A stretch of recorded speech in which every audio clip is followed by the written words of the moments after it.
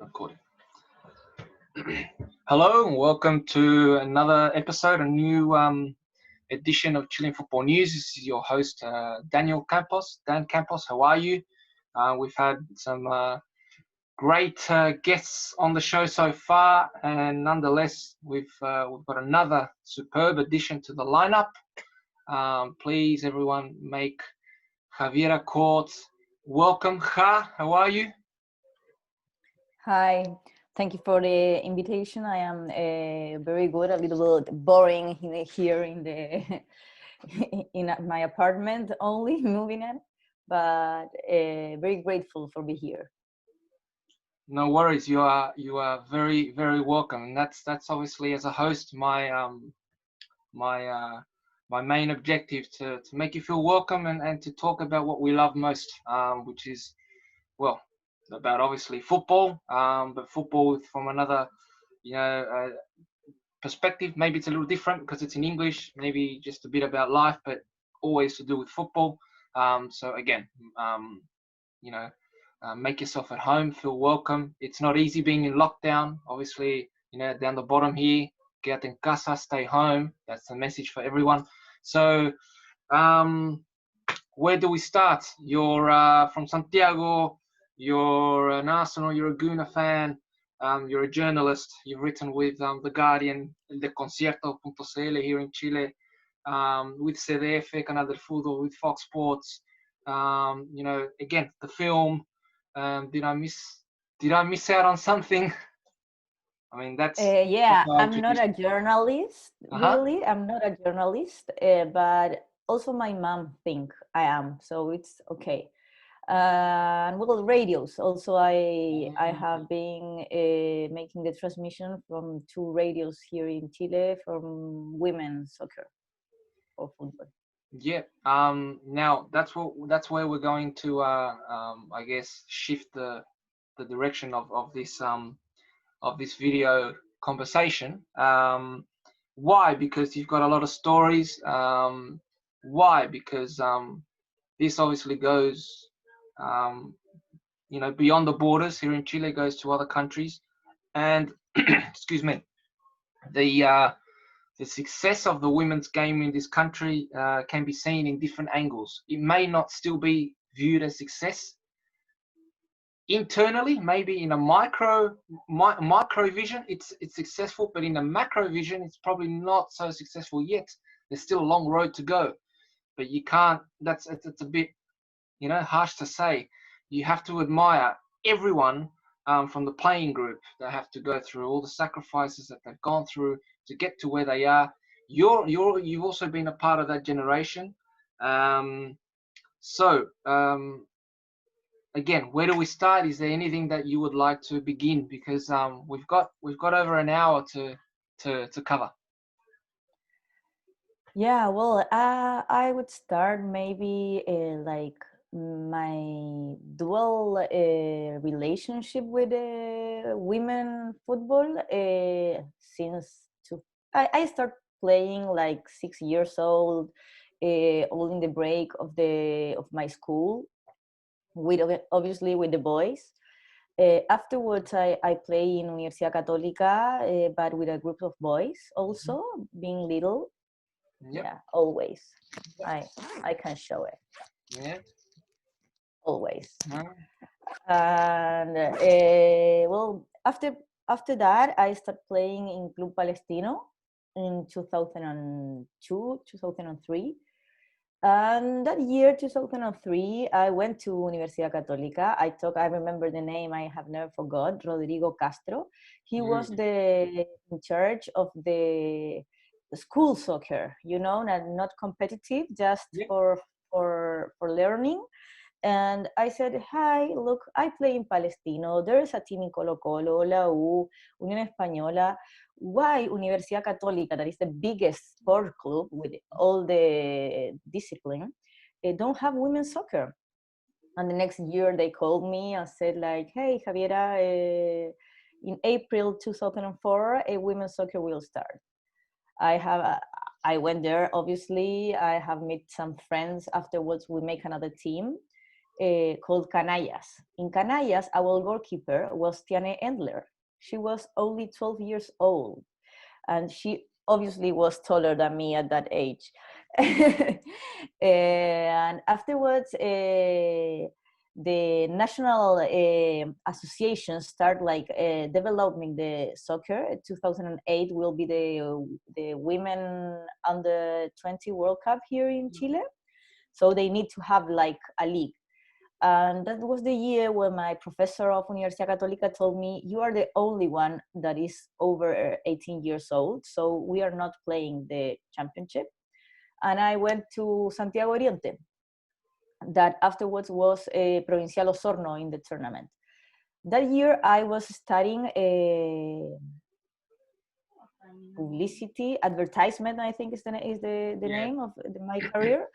And with a friend, we have took like some optatives assignments, and we took radio.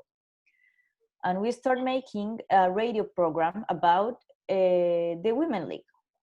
The result was like half an hour program called Área Chica. And we make it in the radio of the university. They have the facilities. It was for a afterwards, we end the university and we still go to the campus just to make our program once a week and to inform about women's soccer. I have been bench all my life. I don't think I'm a bad player. I think I have friends that are very good players. That's why I have been always in the bench. And it's a different perspective to looking football.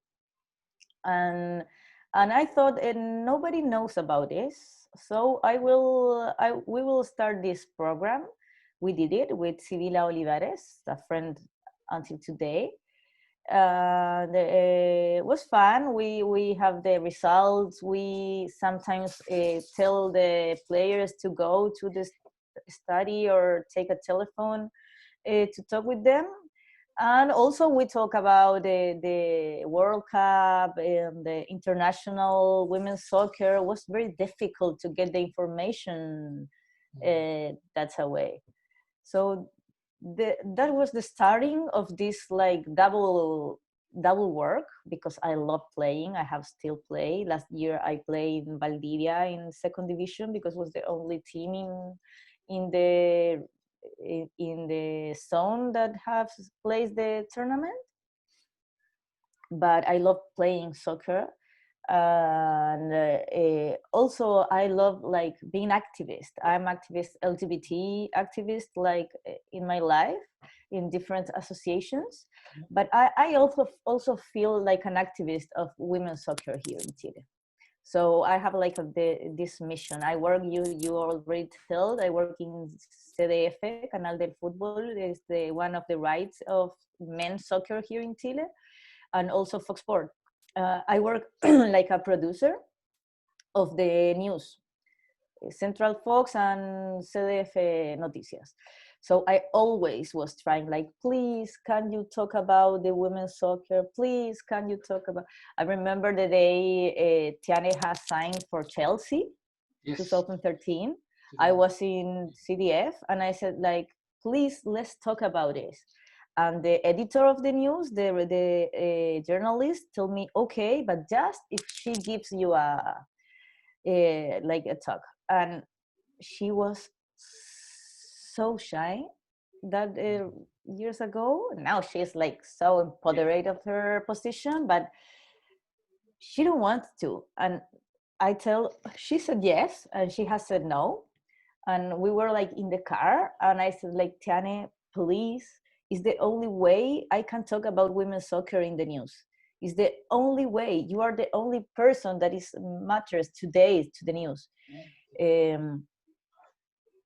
And so I said, I'm going to your house.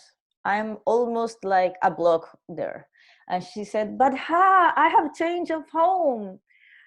And I said, fuck. I was like, sorry about my language, but I was like in the car with the camera, with the journalist, with our, the man that was driving. Yeah. And she has changed home.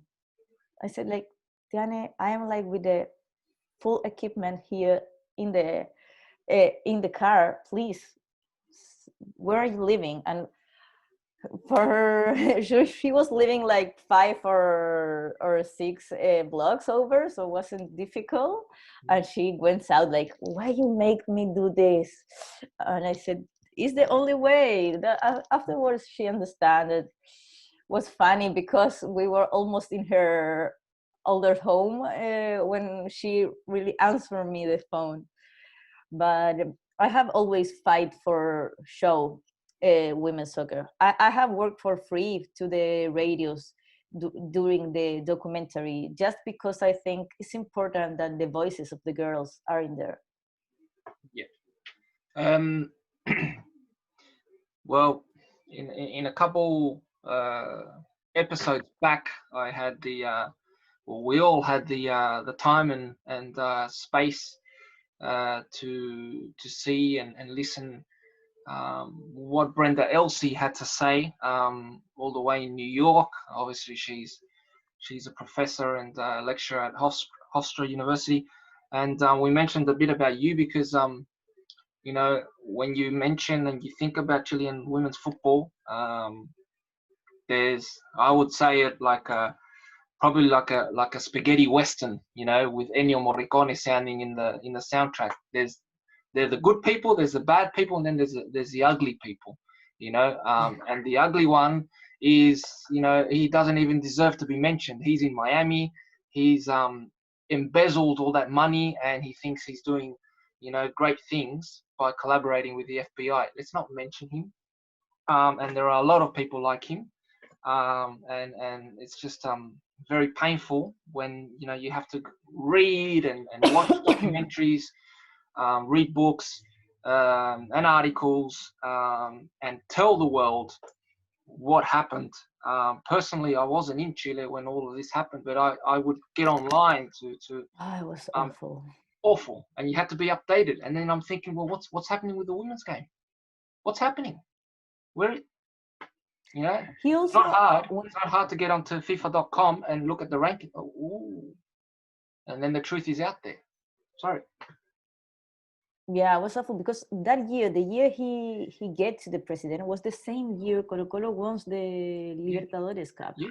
So it was like women's soccer was going like all up, and there was this elevator where the women's soccer money was invested in the elevator from the first floor to the second floor.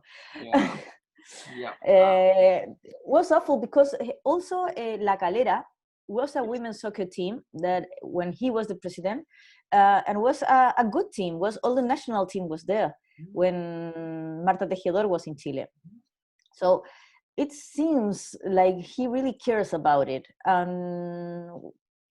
All those lies, different players has told me. I was in an airplane with him, like he was telling me, I will be the president of NFP and women's soccer will go high. And just promise. Well, the story is known. Chile tries. 2014 was an awful year because also 2010 in the South American Cup, or Copa America calls now, Chile was like at this to qualify to Germany in that this was almost there. Chile has this generation is a very good generation, and 2014 should be better because 2010 we have the under 17 in Trinidad and Tobago. And these girls were 4 years growing up, was a good generation, but nobody cares about the preparation they have. Nobody supervised like the work of the coach that year. And I don't know, we was that I have been like talking by the phone with the Antonio Lomo Osorio, the press guy of the women's soccer team. Okay, communication. He was like telling me like we are because was the only way. There wasn't like a TV looking at the match. We cannot do that. Tiane was injured, and Natalia Campos Ñata was the goalkeeper versus Brazil, and she makes an amazing world. We just lose 2-0, and was the Paraguay was the team, and the last 10 minutes of the games they make the 2-1 winning from Chile to a 3-2 winning from Paraguay, and Chile went away. And that year in specific, Canada has 4 South American players, like teams, sorry.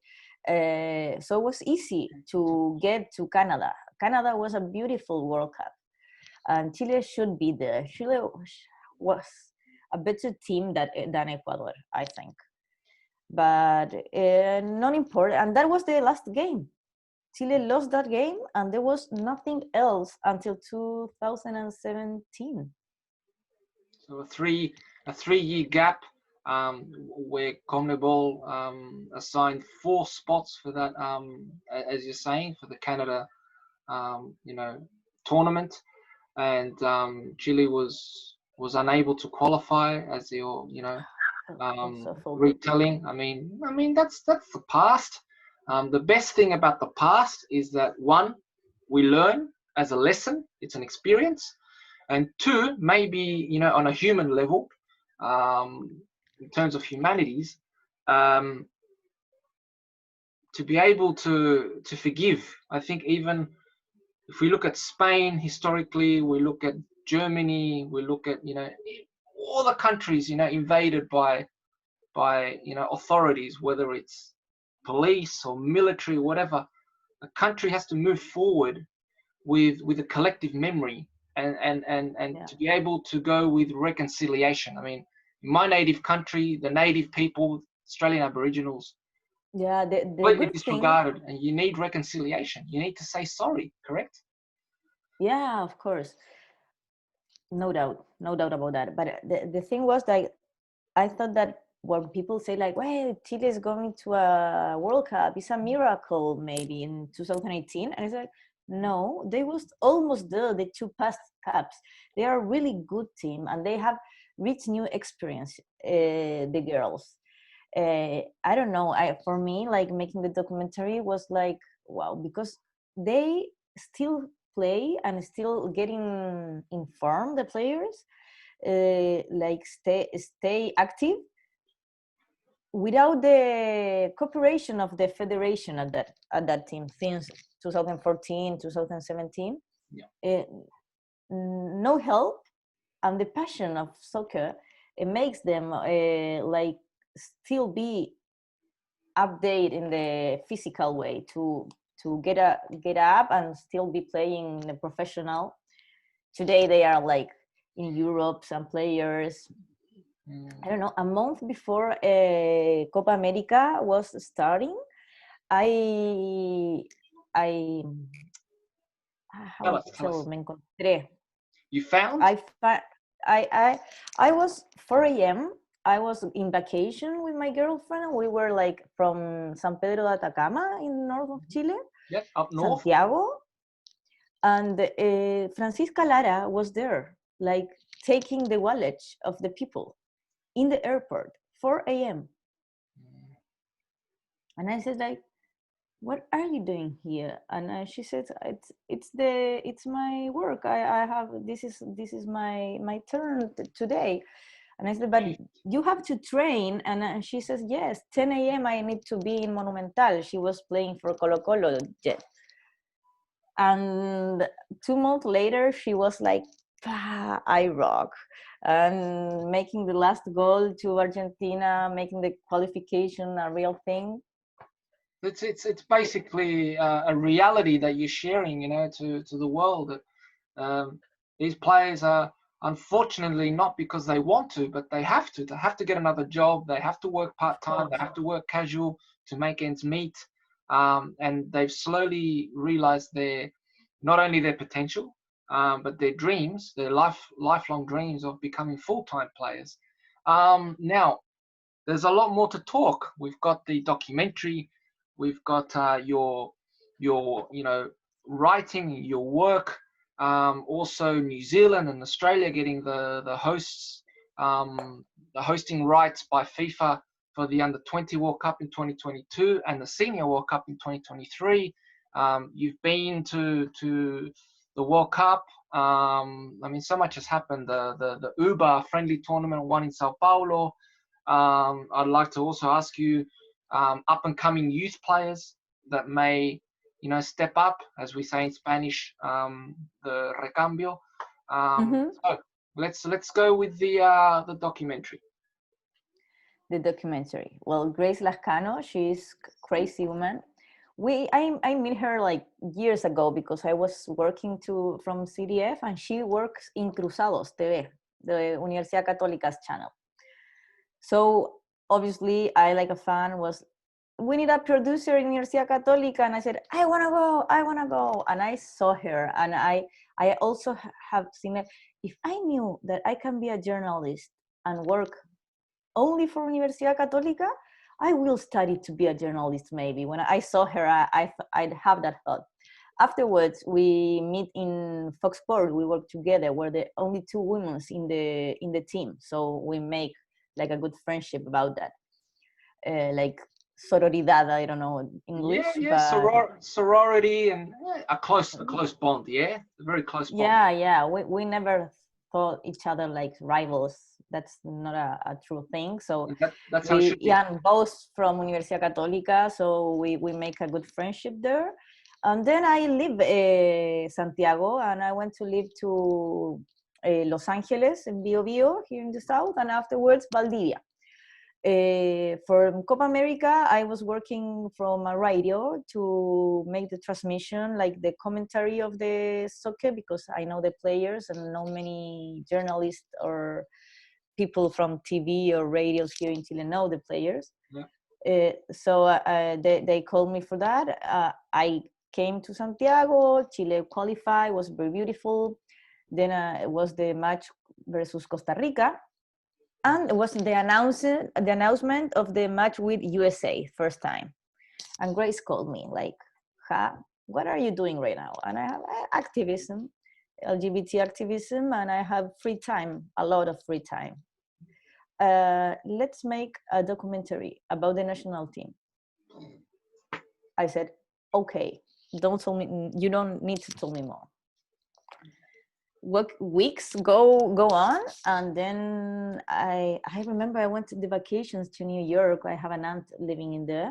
Yep. And I came back, and I said like, hey, it's a week from the US versus Chile team. Grace, are we making this or not?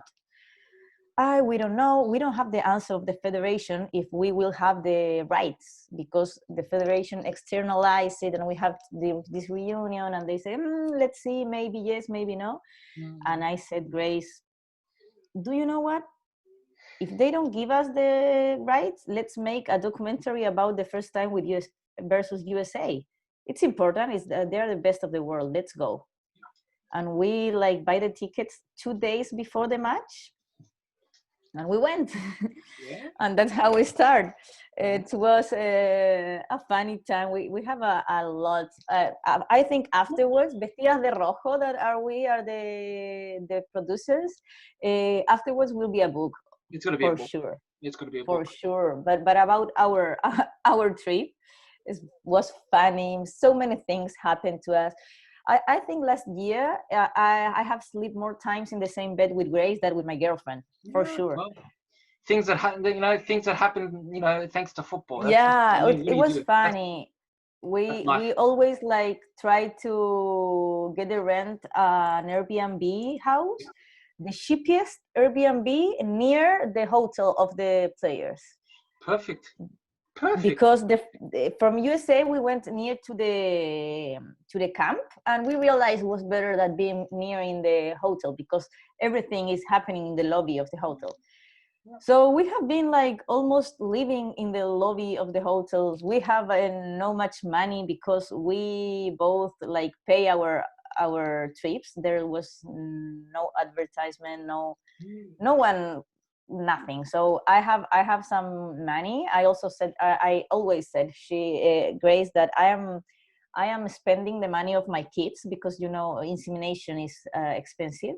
There is In no South in Chile. America, yep. There is nothing you can do about that. So and I want to be a mother. So I said, Grace, we are spending my kids. I need to get it back. Yeah. And she like was a TV. She's a TV presenter, so she and a journalist known in Chile. So her face is her credential, and she has asked for a credit in each bank, in each different bank for each trip. So, so imagine she's like more poor than I am now because she has all these deudas and debts. But look, they are debts that they may appear on paper, with numbers and letters, but there's definitely no debt from here, with the round ball, with we with talk colors. about that like every day, like the living experience. It's wow, beautiful, and the documentary is getting so well. We are working with two montajistas. I don't know the English name of. With editors and the headmaster of editors, and they're two women. Of course, we like working with a female also, and they are like great. It's like the best thing we can have.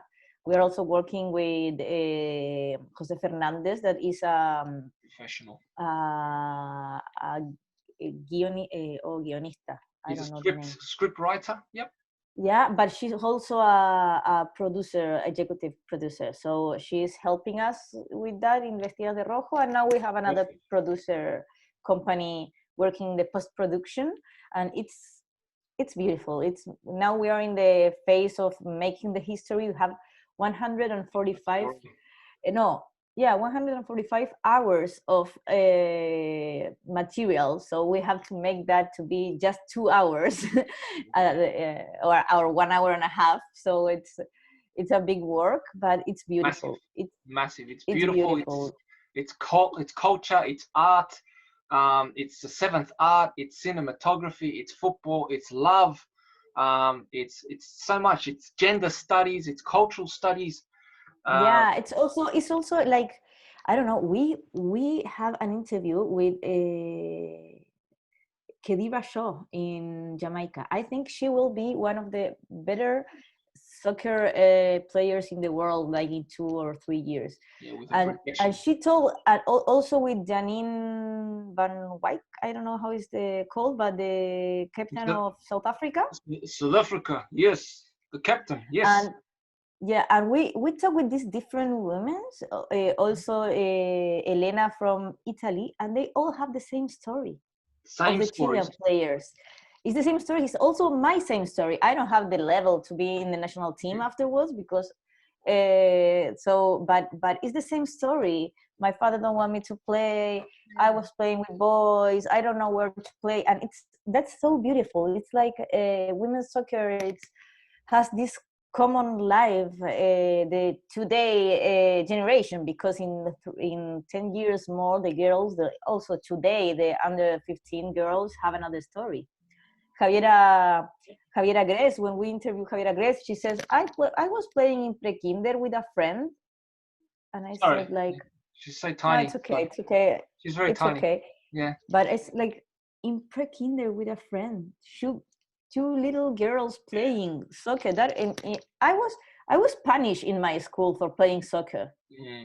I have been suspended for playing soccer. So it's like the unique story of this generation. That is also in the documentary. It's beautiful. I am very grateful that Grace have this amazing idea.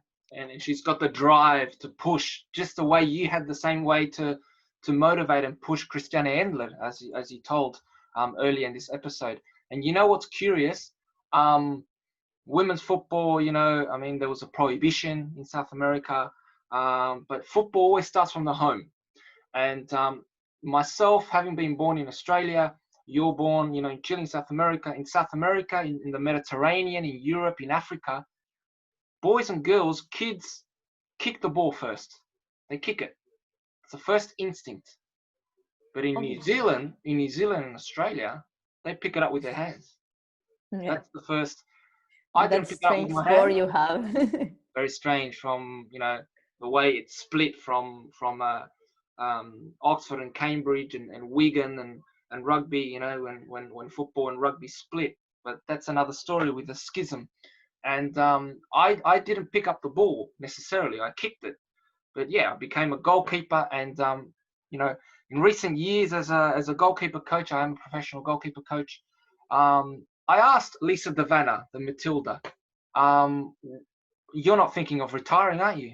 She's like, "No way, I'm not retiring yet." And she's got the same stories as you. My mother played in the mid-90s in Sydney, Wow. second division. A typical Romario, always offside. Typical Carlos Caselli, offside.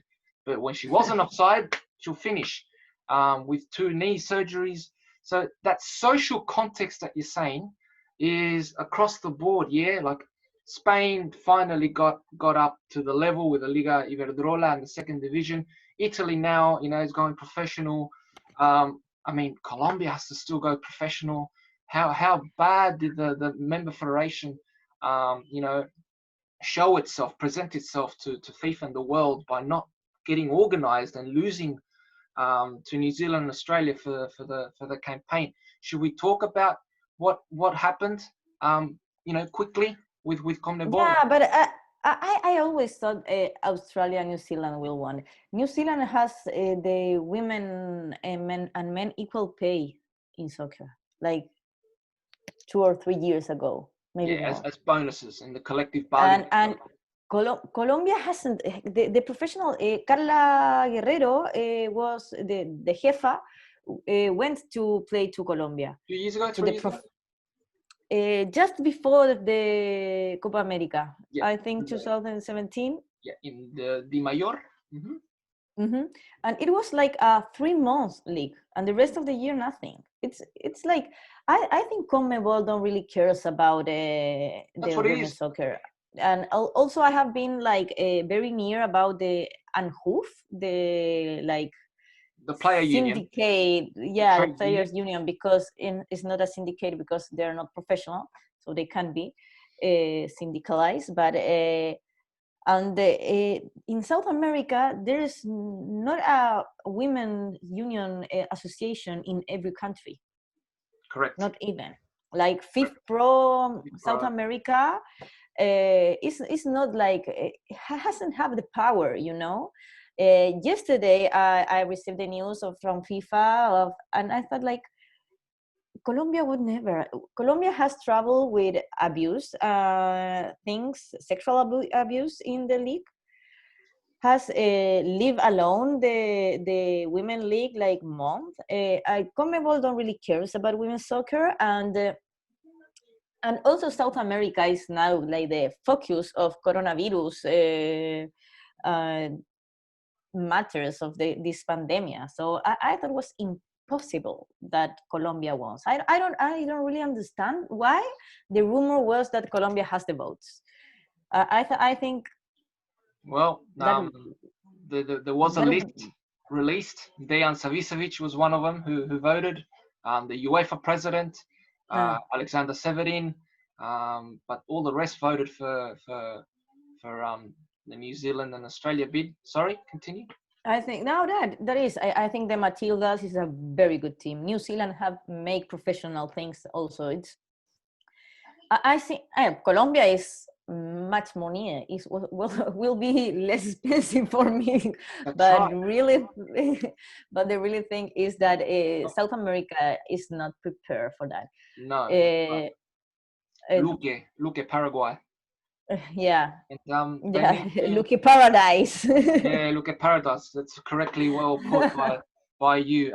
Speaking in previous episodes with Carla Andrade, she dissected this topic.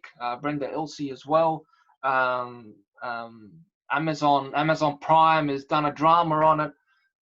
It's happened for decades, and I finished yesterday that season.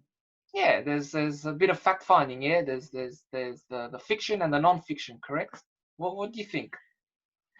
I thought, well, I don't really love the thing, because I think, well, in the first case, it's obviously this is like exaggerating, like the characters, but I think the theme could be like talk more seriously. I think the theme is very good and could be like a drama more seriously, giving more power to the to the scene. I think also, I don't have anything to talk about the actor of the president of Calway, but the director, I think, gives exaggerating a bit. It's like he can be such a stupid.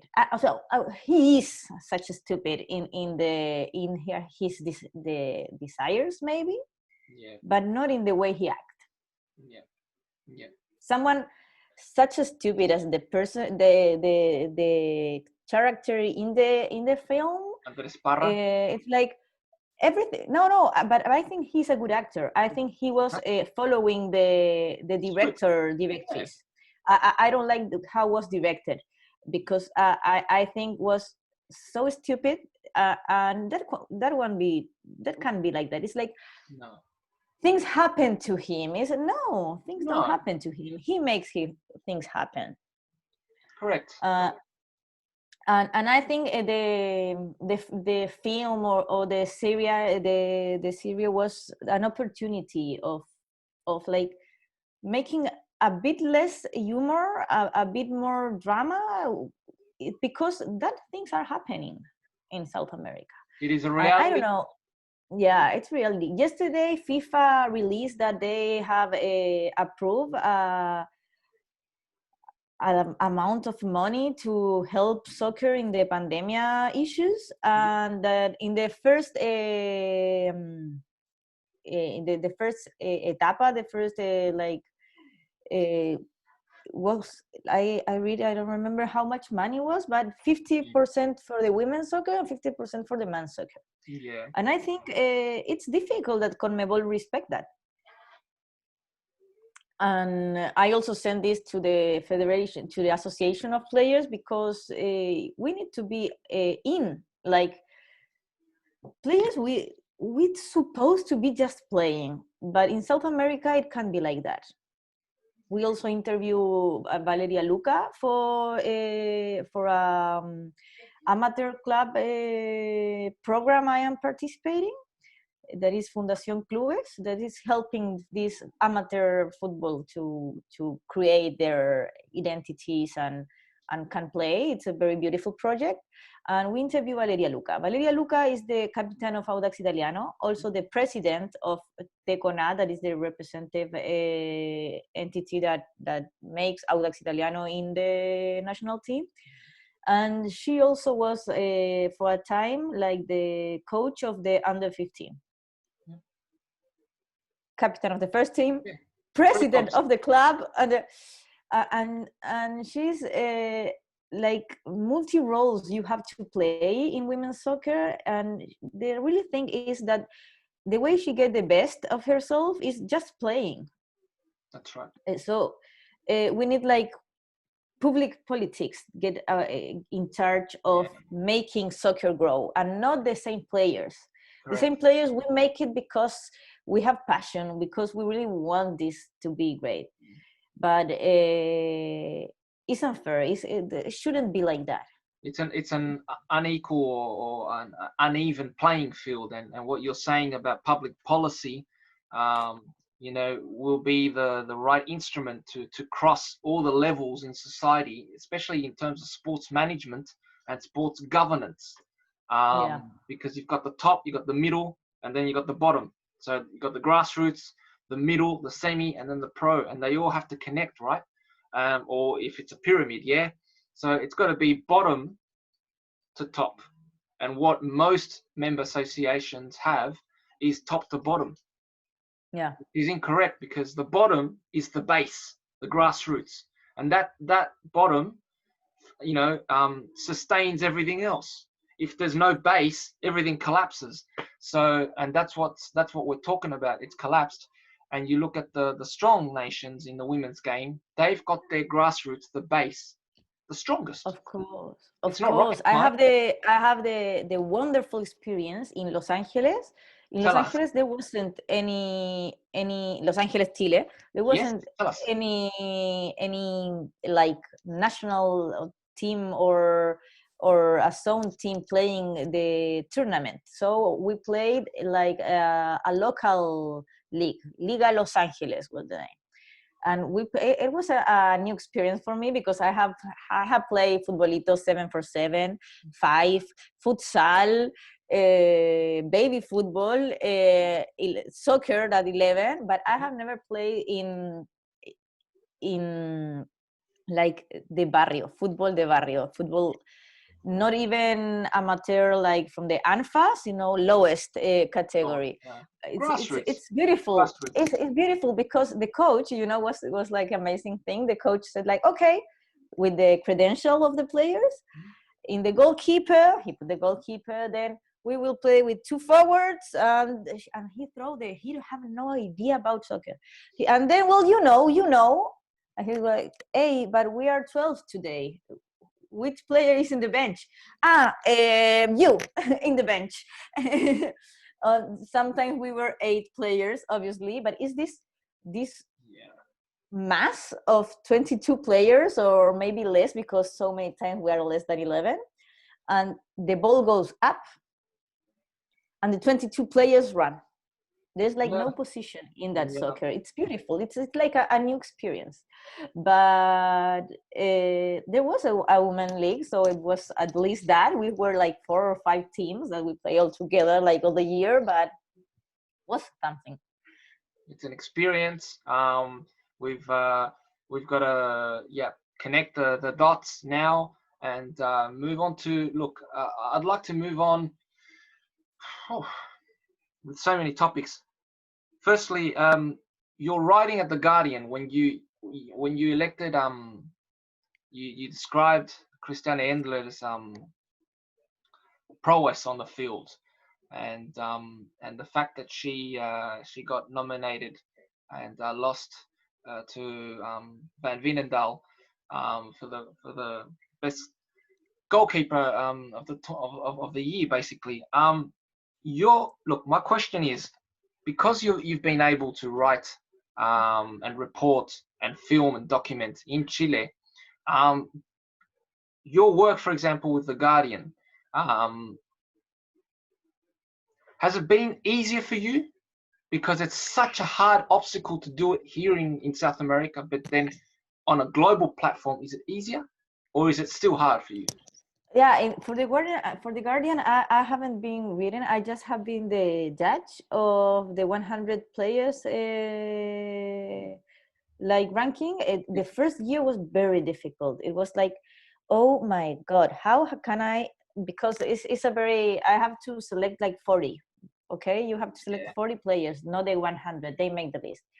So I haven't saw all the players. It's very difficult to like saw women's soccer in And they're all TV. good. They're all good players. Of course, they are. I have the card of the Guardian, and I have been selected to be like a judge in the 100 players. And I said, but I have some videos of these players, but anyone looks like Maradona in a video of 5 minutes. It's different, like look the game, and also it's different like looking the TV and look it in real Live. life, because in real life you can see the movement the lateral makes when she's not with the ball, and that is part of being a good player. It's so I ask a lot of the Chilean soccer players that were playing outside. I also in the match from in Australia last year, Yep. In 2018, before, so when okay, Penrith and yeah, Newcastle. before the World Cup, the 2 matches that I was there, and I was talking all the day with the players like, Tiane, you have played with all these. What do you think about it? Because it's different looking in live, like indirect. So and then Yesenia Huenteo, it's a love. She is like the she has an A in everything. She looks a lot of women's soccer. She knows about every international women player. It's amazing. She, because there are other players that don't look. For example, Paloma don't look soccer. Don't even look men's soccer. And but Yesenia Wenteo helped me a lot because that players that like that, like that. And then in the Guardian told me from 2019 I will also be a judge, and it was much easier because I have traveled all around the world. I have been looking in the field, Italia, South Africa, every single match Chile plays. Since Costa Rica until Alemania, and also all the World Cup. Germany. I stayed to the semi-final and the final, so I have seen with my own eyes all the players I choose, and that was much easier. You've seen it live in the flesh, Yeah. in person. Quickly, because there's still a lot to talk about. The coldest place on tour with La Roja? The coldest place on tour, Italy. We went in the winter of Italy, and also it was a very bad trip. We were staying in Vinci. The only thing that happened in Vinci was that Leonardo da Vinci was born. Nothing else happened in that city. The first day we finished working at 11 p.m. because we make an interview. Nothing was open to it. Nothing. The second day, we 9 p.m. we said we need to go to it. It was all closed. The third day was the first day we eat in the night because at 7 o'clock we went and buy something to eat. So we have hunger. We really very hungry. Yeah, was che freddo con fame con tutto chiuso. Anyway. Yeah. So that's the coldest, the hottest? Probably Jamaica, man. Probably Jamaica. Jamaica was amazing because Jamaica was in February, March, and in March in Chile start the school. So the Monday of March is like the terrific Monday with everyone's go back to school. Everyone was so expensive. So we need to stay until Tuesday to pay the half for the ticket going back. Yes. So we have a complete day, me and Grace, no national team in Jamaica, and we were like in the beach. That's funny. Yeah. And obviously places like Jamaica have a wet season and dry season, and I remember very well, vividly, images of you, of Grace, Natalia Nyata played that match in the she was in the starting lineup. The massive Chilean flag. I don't know who provides it. Maybe Banco Santander. Okay, so it's a bank, a sponsor, and it was an interesting affair. Bumpy pitch. Was it humid? Was it very sweaty and sticky and wet season? Very, very, very, very. Also, we have a great time with the team. The coach give us an interview. Also, Shaw, the rabbit Shaw, that I think will be one of the best players. Give us an interview. And she was also so sweaty because so hot. And what about maybe the most expensive destination so far? Australia, USA. Australia. USA, we spend more money because we went with one more people, so we both pay 3 tickets. But Australia, so we also that trip buy the tickets 2 days before, so it was so expensive. Yeah, I imagine. And also we get to Melbourne, and then Melbourne another plane to Sydney, so it was the expensive. Well, and the World Cup, of course. Exhausting. You're excited. You've got a lot of energy and motivation, but you're tired. And the difference of the hours, the hour difference. Like we woke up 4 a.m. with hunger because it's like it's time like to eat. Yeah, exactly. Appetite and at 4 or 5 in the morning. And going back, like we have one day more because we we arrived to Chile the same day and the same hour we took the airplane in Australia. It was crazy thing. Yep, yep. And then you have to return back to Chile to the time zone, and everything's, you know, turned upside down. You're still awake. It's like through the traveling in night. time. Yeah, yep. And you're sleeping. You're feeling, you know, drowsy during the day. Brazil. You've also covered La Roja in Brazil. You've covered in France. Let's go from Brazil. The Uber Cup, the Uber tournament penalty shootout win. Those impressions, and then let's go to the France World Cup last year. Yeah, okay. Well, to Brazil, we won't be able to go there. We don't have more money, and the documentary is about the World Cup. So we finished traveling in France. I have seen obviously the matches, but just like a fan from TV, don't. There wasn't any channel or any radio that wants me,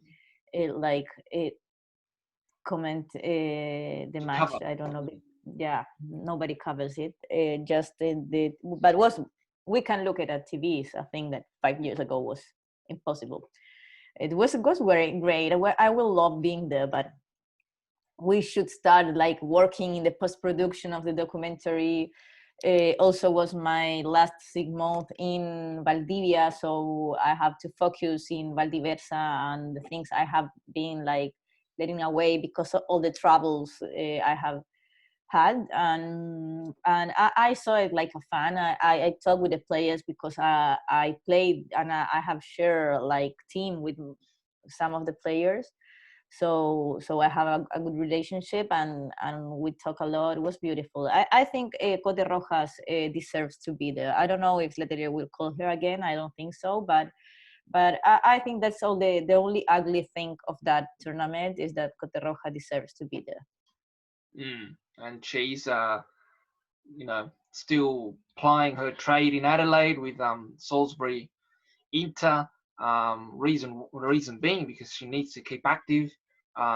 She's a warrior, isn't she? She's got a lot of ups and downs. She's got a lot of downs, but she's always, you know, consistent and trying to maintain and her level. Also inside the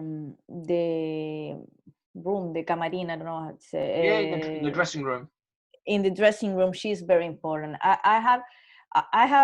It's amazing. Like for example, each when the matches end in the friendlies, the PF make the girls of the bench like have some exercise to the next day be all the players like with the same fitness level. So the fitness and conditioning level.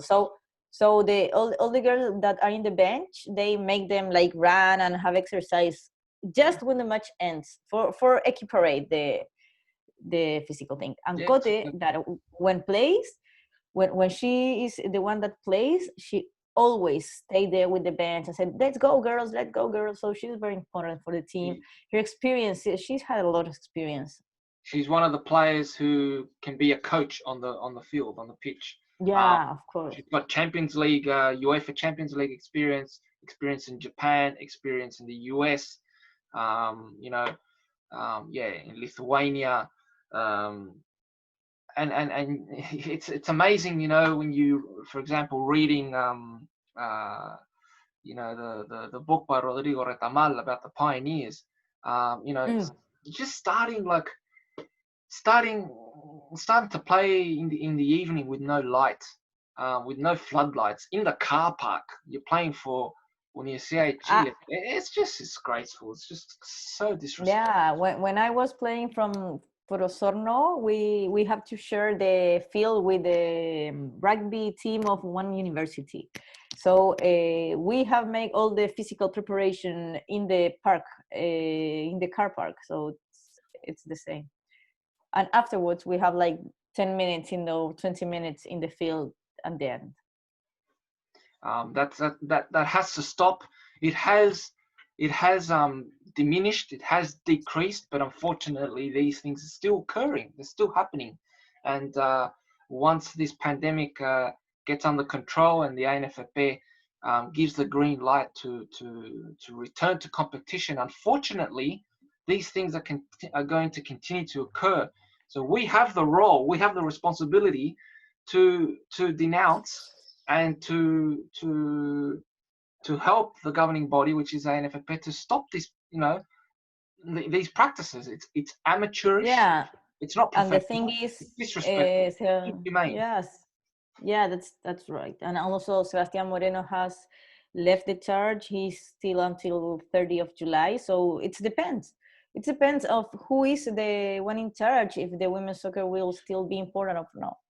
It's all up in arms at the moment. Back to Cote, Maria Jose Rojas, current Salisbury Inter forward. She's got a quality where she's not only a player, she can be a coach on the field. I'm going to throw another question to you. What other players do you see have the quality later on? Because it's very important not only to learn about the past, but to look into the future. Which of these kind of players do you see, with your perspective, have the qualities to make the transition as coaches in the future? Well, Karen Araya, no doubt. Okay. No doubt, Karen Araya, it will be.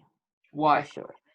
Her mother plays football when she was little. And that's in Chile is like a one person thing that happens, maybe. Well, also the mother of Jona Rothfeld. I have played against the mother of Jona Rothfeld. And it was like Palestine versus Israeli. So it's a very good match.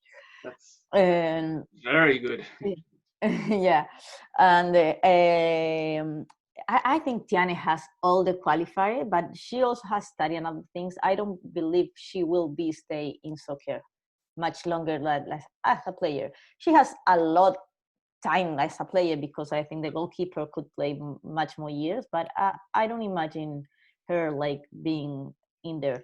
Ñata Campos, the other goalkeeper, for sure. She is already a goalkeeper trainer when she was here in Chile, and she makes a great job. But Karen Araya lives, and she really has soccer or football in her veins. Her brother also plays in Argentina, and she has like the vision. She is like the motor of the team. She likes it a lot. Also, Daniela Pardo, I think, has a good vision. Are the players that has more travel around since 2006 or 2008. So that they have. I think that they are the one. Yeah. Well, Valeria Luca, she is not in the national team, but was an assistant, the one that is of Audax Italiano. She already has the enough coach course, so she for sure will be there. I don't know if in the national team, but she's a name that will be like having. Yesenia Huenteo, it's another one that lives soccer, and I don't imagine her like working away of the field. Brilliant. You've mentioned 7, 8 names. It's very important because that nucleus, as you're saying, in the generation. I mean, let's go back to 2007, Bachelet government, Harold May Nichols president, and the hosting of the Youth World Cup in this country back then. I mean, Sydney, what's her name? Sydney. I'm just thinking Alex Morgan. No, Sydney. Who was the top scorer? Sydney Leroux for the US. Sydney Leroux was a top scorer. That kind of generation that Chile, is still going through in the women's game. There's not only experiences. There are methodologies that need to be passed on. I need to get one more name to the coach because for you to know, it's a very beautiful story. Camila Saez. Please, this is your show. Yes. Yeah, Camila Saez. Camila Saez also have been coaching the, I don't know in English, sordos mudos Chilean team. So the vision impaired and the deaf, amazing. Amazing. Yeah. Yeah, she has coached that team. So I think if you have coached that team, you can obviously coach a soccer team. Yep. Daniela Pardo also works in another play coaching girls that have no experience, like adults. It's a very beautiful project that she makes. Anyone maybe transitioning to the media, to communications? Cote Rojas also is the one that could be in the communications. Already Romina Parraguirre, the goalkeeper that years ago is in the media. I don't know. I don't know who. There was a show they make. Rocio Chio Soto, and they make a show like for Instagram. They have make a show. Also, Camila Saez is so extrovert, so she could be in the media. I think Diane Endler will have very much things to say in TV. Yeah, because she also knows very good the game. I always recall, highlighting that Diane Endler. I think I was on the Taco Red Goal, 2018, and I mentioned that Diane Endler doesn't have anything to envy anyone in the women's game. She's easily in the top 5, top 4, top 3 in the world as a goalkeeper, and she's a Megan Rapinoe, she's a Miranda in women's football for South America, or Marta, or I don't know if there is any goalkeeper or any player that have been in the 3 finalists of the best that haven't passed to the second round in the World Cup. It rings a bell with Elias Figueroa, right? Never went through never progressed to the sudden death knockout stages of a FIFA World Cup. But even though having only played 3 group games, you're voted in the best 11 of the World Cup. Yeah. So they are historic, históricas.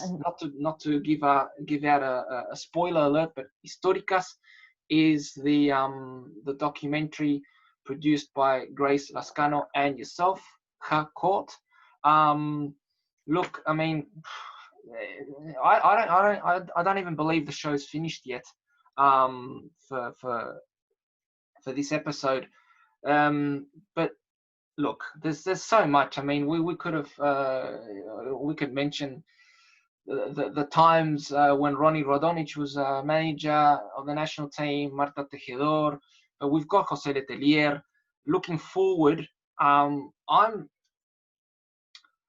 anxious and excited to see the progress of Javiera Agres, the progress of Antonia Canales, of Martina Oces, and also I'm sure there is talent in the Primera B, the second tier, in the top tier as well, that are not scouted. We need scouts. Imagine that, for example, I will give you one, for example.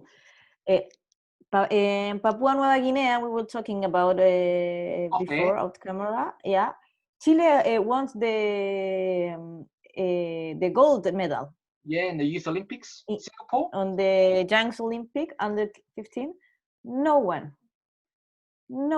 of the players of that team is now in the national team. Yep. And we are talking about under 15 in 2010. Yep. That is the damage that the guy we won't mention makes to the women's soccer in Chile. But yeah, there are good generations. I think this is a special generation because it has players, I don't know, Francisca Mardones, that she wasn't in the World Cup, but she gets back afterwards and win in Brazil. She wasn't in the World Cup because she was finishing her studies. She said, no, I can't make the both things. I won't be able to make that effort. So I leave soccer because I don't know what soccer will give me. And now she's already with her title. So she went back to soccer and she's amazing. also. She's graduated and she can she can enjoy both worlds, work or maybe in academia and also in football. Fernanda Pinilla, amazing, amazing, amazing, amazing. I mean, yeah, She has surely. a great future. She has at least 2 World Cups more. So I mean, the only thing I would say, just for the benefit of everyone, unfortunately, rules are rules. When FIFA say just, but once you're outside the stadium, obviously, we have to support what she's saying, what everyone's saying. You need to level the playing field. Yeah, she needs to be an activist. It's just the tricky part of FIFA, with their rules. You just got to be careful, because the last thing you want is a player like Pinilla or another player, any other player, to get a suspension or a ban or a fine because FIFA put those rules. We don't agree, but yeah, but I don't know. She said things very different that Megan Rapinoe does. Correct. I mean, they're truths, they're facts. Unfortunately, it's a huge. I think FIFA is use the men's soccer. I don't wanna dismiss the men's in this, but women that play soccer has studies, the most of them. Yeah. A lot has studies just because they have a beca with the soccer playing. Scholarship. And other one because they know that soccer won't be able to be all. So when you ask, that's a thing we talk a lot with Grace, that she is a journalist and she has worked in men's soccer like a journalist. So she said, when you end the match and you ask like the most of the man, how was the match? The answer is always the same. Good match. Blah, blah. Instead of that, women really listen the question and answer it. Critical thinking. There's a level. Yeah, of course. And there's more preparation. Yeah, 100%, 100% with you, 100%. So I think that if FIFA wanna make the big money now with women, they have to know where they are, which field they are putting their feet on. Ideally in both. The problem is the men's here and the women is here, so you gotta level it. Yeah, but that's what FIFA is only making women's soccer bigger because they don't know how to make more money of men's soccer. That's what I think. So I think they said, okay, so what if I can make more money about Cristiano Ronaldo? I'm making enough money of this, but what if I make the same amount of money with Megan Rapinoe? That's cool. So let's bring the women's soccer. So they have to know that women that play soccer has this critical thoughts. They have to it's the field they are going in, but we have fight so much for this discipline and for this sport that I don't think they will learn like men, only talk about the game and stop being critical. I don't think that will happen in women's soccer. Yeah. Now, at least not in the next 50 years. Yeah, it's a transitional reality, and time will tell. We'll be able to judge results through time, but the development is upon all of us. We are a football family, and it's on all of us to make that change. It all starts from one person to make change. Question: we've got, obviously COVID-19, coronavirus, but the windows. 2020 is basically gone. 2021 next year, documentary históricas. Obviously, the national championship. There's a Copa Libertadores that has to be staged in this country in summer. Your thoughts on the Copa? I wish that I thought that I will have. I thought I am going back to Santiago, Copa Libertadores, the qualification from Olympic Games. I will have work to do. I will for sure have one job this year and nothing happened. But yeah, I think the Copa. I think Colo Colo and Santiago Morning are good teams. Also, Universidad de Chile is making a very good work with the team. Also, Fernanda Pinilla already said that she will stay here because she needs to finish the university this year because she needs to finish the doctorado. So she will in chemistry or physics? In physics. physics.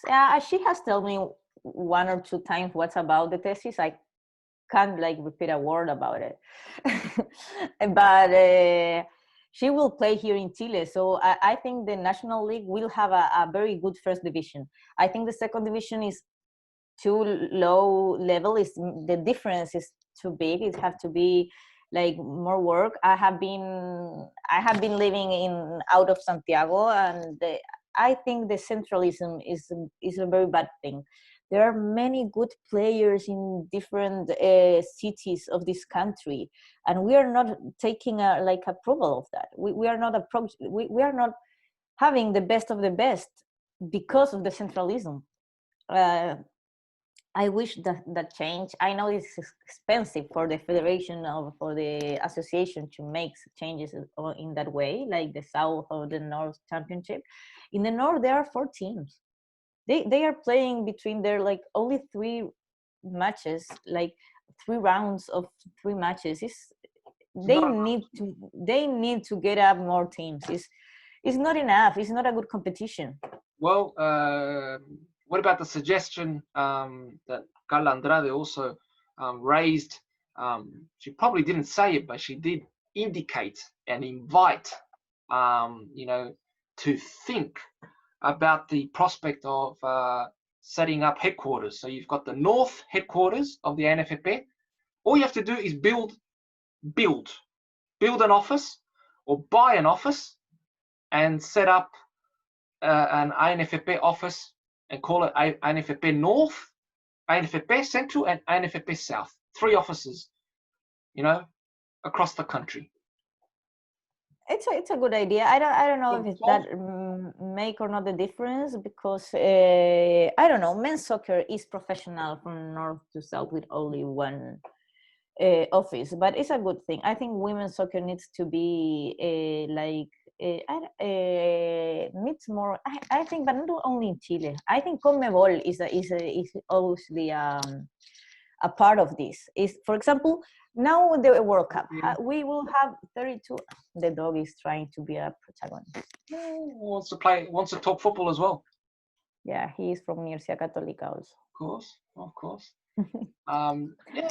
But well, the thing I was saying is like, we need CONMEBOL have a serious change about women's soccer. I think it's a thing of mentality.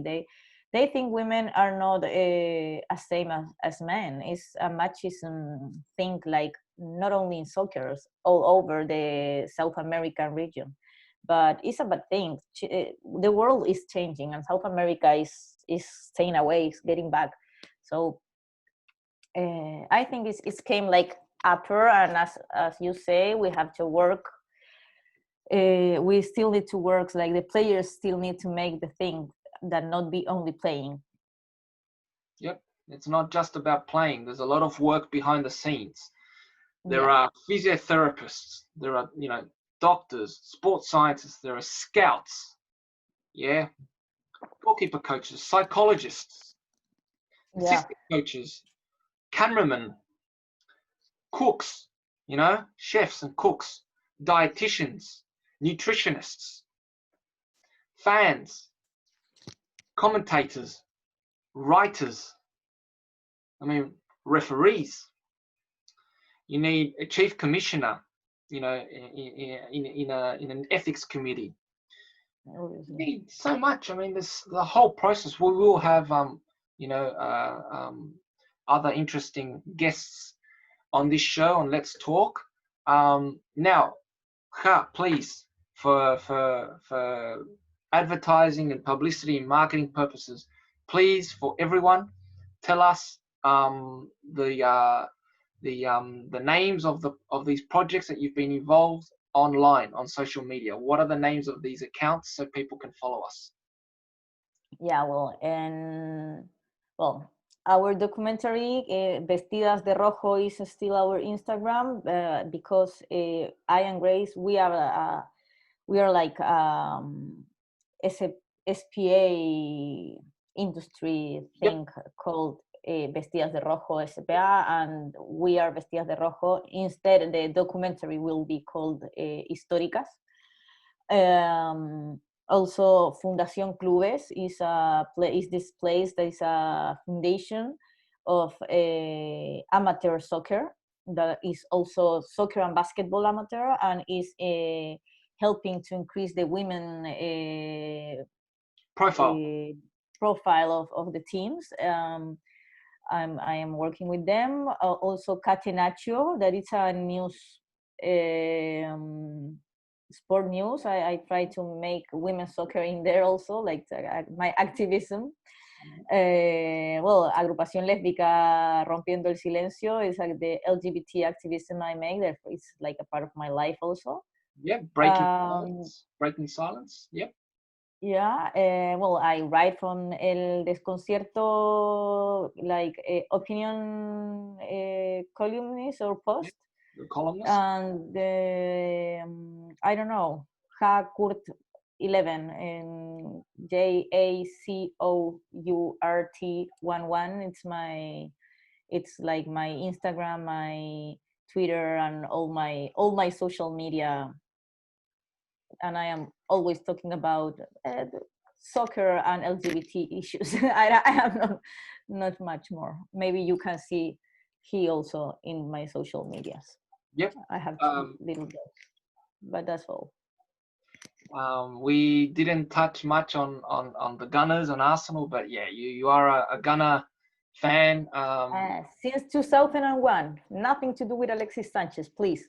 Yeah, that's an important thing for saying to me. I was really in love with Frederick Ljungberg, and I play in the same. I play in the same like left side, being a right left player. So cut in. You could cut in on the right with your left. No, the other way around. Okay, on the left with your right foot and cut in. Yeah, that's right. It's a funny little history. I get to Católica, and like the coach said, "Where did you play?" And I thought I have never played like with a real position thing. So I like running in the in the midfield, but running in the side. And the players, I was like the last and the player was from the right, in the right. And I said, everyone plays with the right. I would never play. So when it was my turn, I said, I play at the left. Yeah. And I have learned. Yeah. And now it's more easier to me playing the left side of the field. Well, when mums and dads, when parents, you know, are taking their son or daughter at grassroots level in football, you can see. And as a coach, I've coached as well. I've coached 11 years now. And, you know, probably eight out of 10 are right footers and only 2 are left footers. So that percentage is higher for left footers to become professional from grassroots to professional. Because the ratio, the numbers, it's fascinating, isn't it?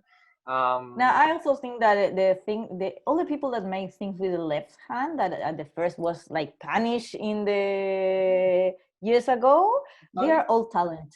Everyone that has a left, I don't have it. I am right, but all the one that are left has one talent in soccer, in painting. I don't know. They are talent people, and they was like, you are different. You have to, just as women playing soccer. All discriminations are like have among in the history shows that they're special and no bad. Being different is a blessing, is a gift. Thank you very much. What is his name? Dobby, as Harry Potter's elf. Yep. Dobby. I can't finish without the other one. There is the other one. Look, it's the daughter. There we go. There we go. The father and the daughter. Yep. Just to finish up, again, I can't thank you enough for your time. There will be, you know, other things in football to talk about off air, but thank you for your presence on Let's Talk. And is there something that you'd like to finish saying? Well, anyone that is hearing anything about women's soccer and I can help, just give me a call, because it's like my other activism is with women's soccer. I really love making what I do. Sorry for my bad English, and now thank you for the space. Thank you for giving like the women's soccer the space in your channel, also in your social media. And I don't know, that's all. Thank you, and so all históricas, wait for them because it's getting great. Yep, it's exciting, and we have to be patient. We have to wait. So um, it's been a pleasure, and please take care, and we'll stay in touch. And that's all for now. Javiera Court, Court with us on Let's Talk. Don't forget Chilean Football News and Let's Talk. We're on Facebook, Twitter, Instagram, and YouTube. That's bye for now. Bye, thank you very much.